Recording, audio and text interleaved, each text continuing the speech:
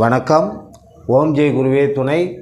ஐந்து கரத்தனை ஆணை முகத்தனை இந்தின் இளம்பிறை போலும் ஏற்றனை நந்தி மகந்தனை ஞான கொழுந்தினை புந்தியில் வைத்து அடி போட்டுகின்றேனே. ஒரு பிறந்த குழந்தையோட ஜாதகத்தை எழுதுறதுக்கு 3 முறை இருக்குங்க. அதில் மகான்கள், சித்தர்கள், ஞானிகள் அப்போ அவங்க ஓலைச்சுவடியில் எழுதி வைத்த அந்த ஜோதிட கலையின்படி எழுதப்படுவது வாக்கியப்படி எழுதுறதுங்க. இன்றைய சயின்டிஸ்ட் அதில் சில திருத்தங்கள் அதில் இருக்கிறது என்று கண்டுபிடித்து அதில் திருத்தங்கள் செய்து சயின்டிஸ்ட் ரீதியாக பண்ணுறது திருக்கணிதப்படிங்க. 3வது நட்சத்திர கோராமணிப்படியும் எழுதலாம் ஜாதகம். நம்ம இப்போ இன்றைக்கி பாக்கியப்படி எப்படி எழுதுறது அப்படின்னு சொல்லி பார்க்க போகிறோங்க. ஒரு ஜோதிடர் ஒரு ஜாதகத்தில் லக்கணத்தை கண்டுபிடிக்கிறாரு, ராசியை கண்டுபிடிக்கிறாரு, திசா இருப்பை கண்டுபிடிச்சி சொல்கிறாரு. மீதியை அந்த பஞ்சாங்கத்திலே இருக்குங்க. எல்லா கோள்களும் எந்தெந்த நாட்களுக்கு எந்தெந்த மாதம், எந்தெந்த நாட்கள், எந்தெந்த நட்சத்திர பாதத்தில் இருக்காங்கன்னு சொல்லி பஞ்சாங்கத்தில் இருக்குது. அதை கவனமாக எடுத்து எழுதுறது தாங்க வேலை. மற்றபடி ஜோதிடர் கண்டுபிடிக்கிறது லக்கணமும் ராசியும் தசாபுத்தி இருப்பு கணக்கு போடுறது தாங்க.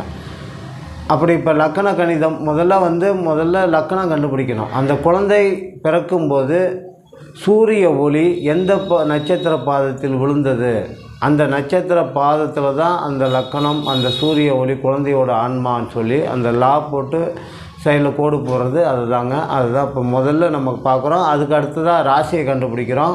அதுக்கு அடுத்தா திசாபுத்தி இருப்பு போடுறோம்.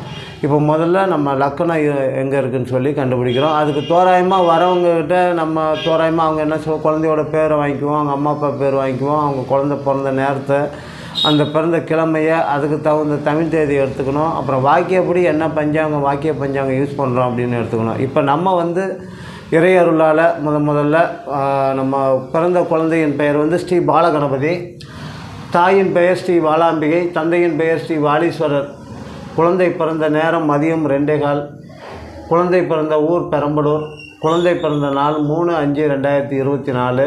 தமிழ் தேதி அதுக்கு குரோதி வருடம் சித்திரை மாதம் 20ஆம் தேதி வெள்ளிக்கிழமை. நம்ம எடுத்துக்கிற வாக்கிய பஞ்சாங்கம் அசல் 28 மனோன்மணி பாம்பு பஞ்சாங்கம்னு சொல்லப்படுகிற பஞ்சாங்கம். இப்போ முதல்ல நம்ம லக்கண இருப்பு எங்கே இருக்குதுன்னு கண்டுபிடிக்கிறோம். அதாவதுங்க வாக்கியப்படி உள்ள பஞ்சாங்கங்கள்லாம் இப்போ திருக்கணிதத்தில் சூரிய உதயம் அந்தந்த ஊருக்கும் கொடுத்துருப்பாங்க. சென்னையில் 6 மணினா கன்னியாகுமரியில் 6:07, இடையில கடலூரில் ஒரு 6:03, இந்த மாதிரி சொல்லி அந்தந்த ஊருக்கும் சூரிய உதயம் கொடுத்துருப்பாங்க. ஆனால் வாக்கிய பஞ்சாங்கத்தில், அதுவும் பாம்பு பஞ்சாங்கத்தில் ஒரு ஊருக்கு மட்டும்தான் கணிச்சு இந்த ஊருக்கு செஞ்சால் மற்ற ஊருக்கும் அட்ஜஸ்ட் பண்ணி அதெல்லாம் சரியாக வந்துடும் சொல்லி கொடுத்துருக்குற ஊர் தஞ்சாவூருக்கு கணிச்சு கொடுத்துருக்காங்க. தஞ்சை சூரிய உதயம் மட்டும்தான் அவங்க எடுத்துக்கிறாங்க. இதை எடுத்துக்கிட்டால் போதுங்கிறாங்க. இதுதான் வாக்கியப்படியும். வாக்கியப்படி போகும்போது திருக்கணிதத்துக்கு சில வித்தியாசம் இருக்குது. தனி வீடியோ போட்டாலும் இப்போ நான் எப்படி ஜாதகம் எழுதுறதுங்களே அப்பப்போ சொல்கிறேன்.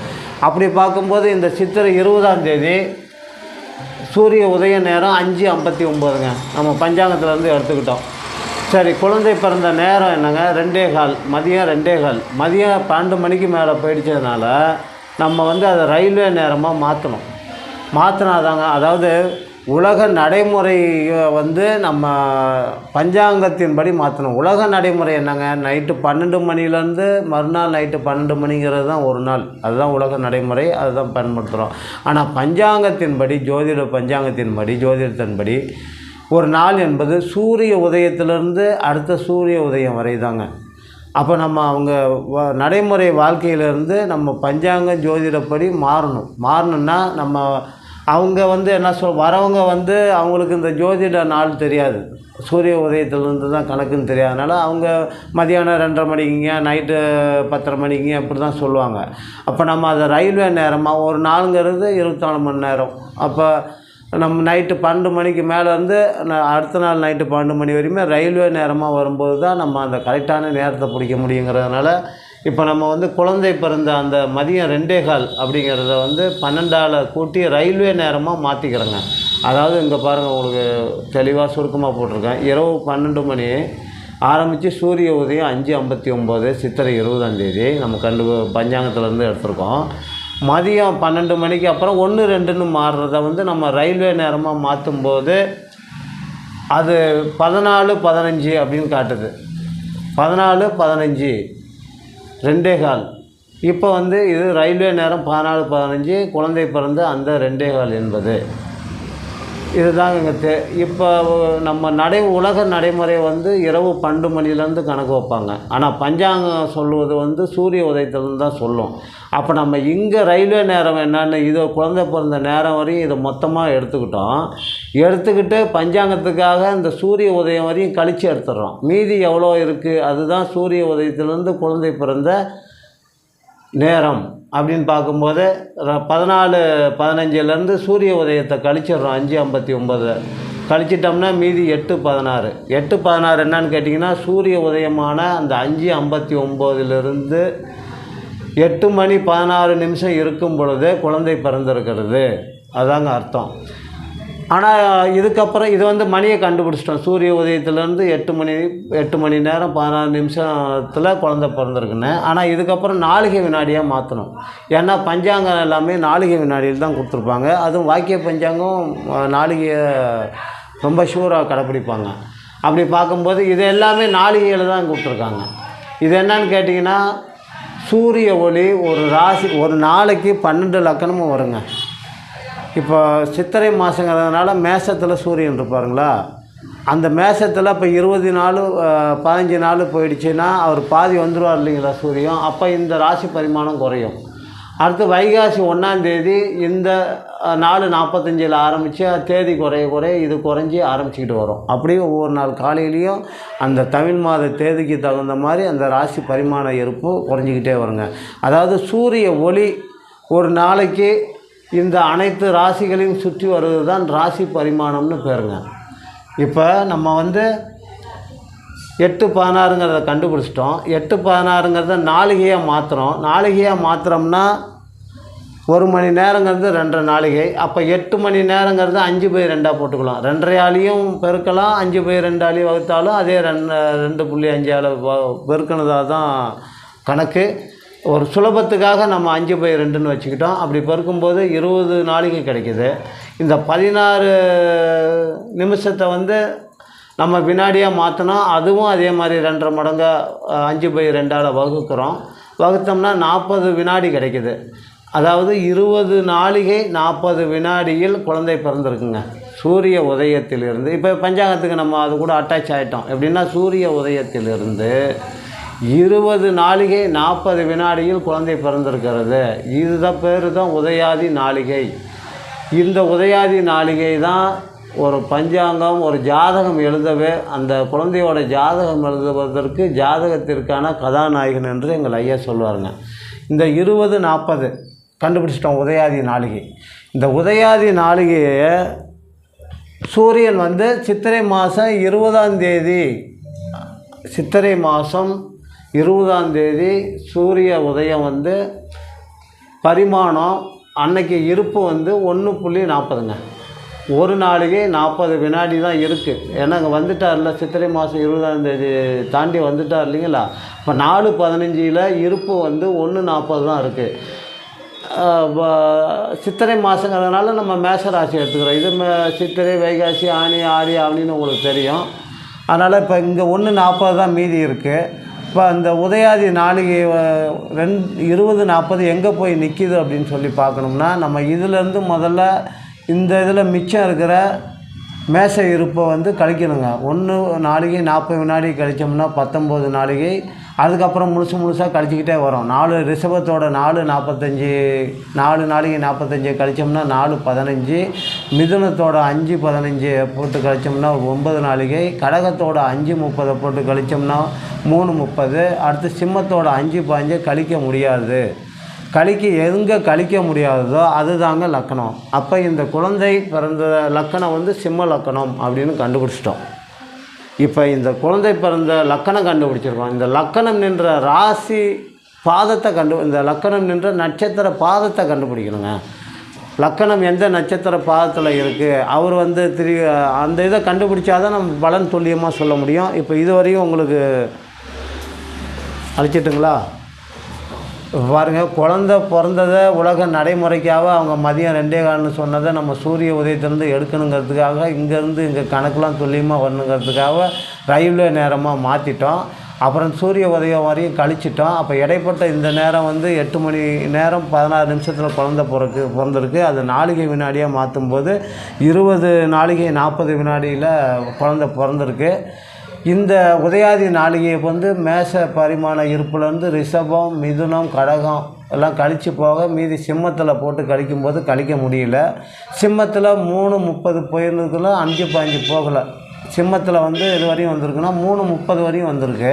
இப்போ இதுதான் கழிக்க முடியாத லக்கணங்கிறதுனால சிம்மந்தான் வந்து இந்த குழந்தையோட லக்கணம். இந்த லக்கணம் எந்த நட்சத்திர பாதத்தில் இருக்குது அப்படிங்கிறத அடுத்து கண்டுபிடிக்கிறோம். அதனால் இதை எடுத்துக்கிறோம்.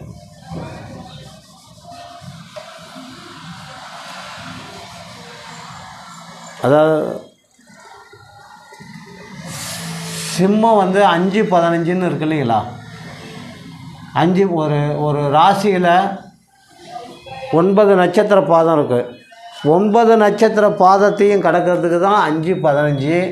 அதுக்கு தனுசில் 5 இருக்குது, கன்னியில் 5 இருக்குது, துலாத்தில் 5 இருக்குது, விருச்சிகத்துக்கு 5 நாளிகை 15ன்னு இருக்குது. இப்போ சிம்ம லக்கணத்துக்கு வந்து 5:15ன்னு இருக்குது. 9 நாளிகைக்கும் சிம்ம ராசி 9 பாதங்களுக்கும்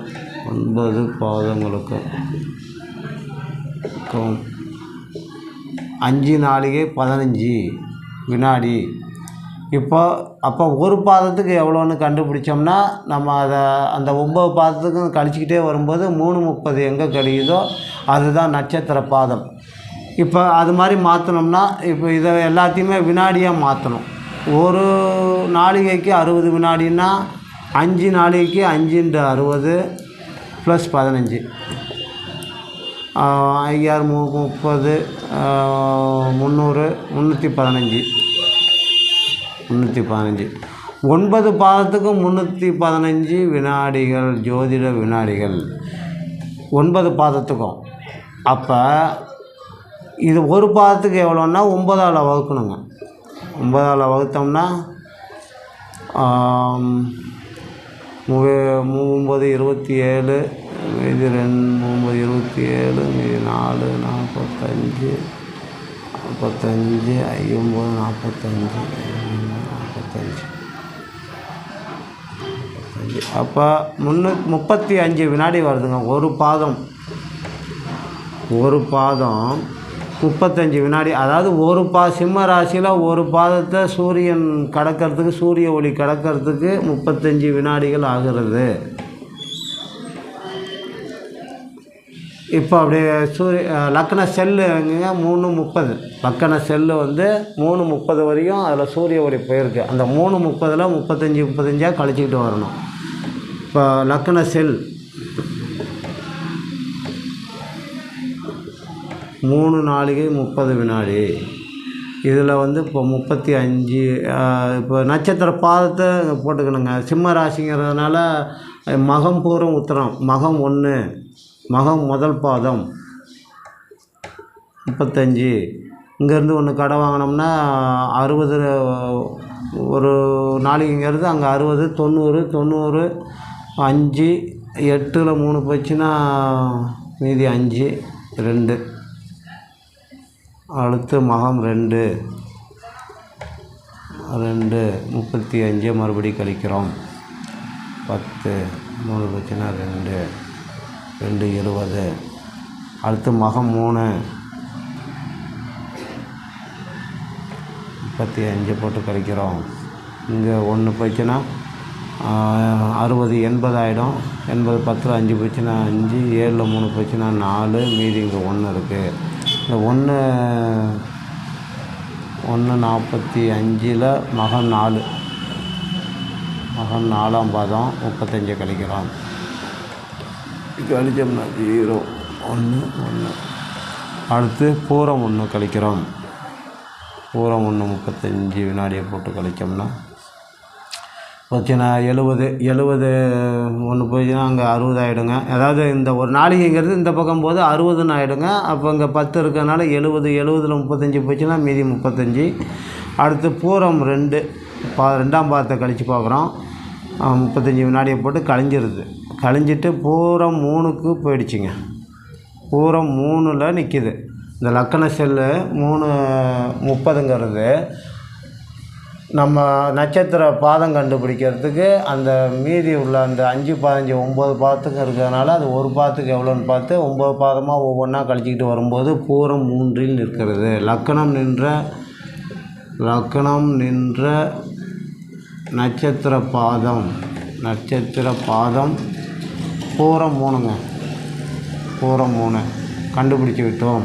அடுத்ததாக நம்ம ராசி கண்டுபிடிக்கணும். அதுக்கப்புறம் திசாபுத்தி இருப்பு, அடுத்து நட்சத்திர பாதங்கள் அதெல்லாம் பஞ்சாயத்தில் எடுத்து பார்ப்போங்க. இப்போ லக்கணம் கண்டுபிடிச்சிட்டோம். சிம்ம லக்கணம்.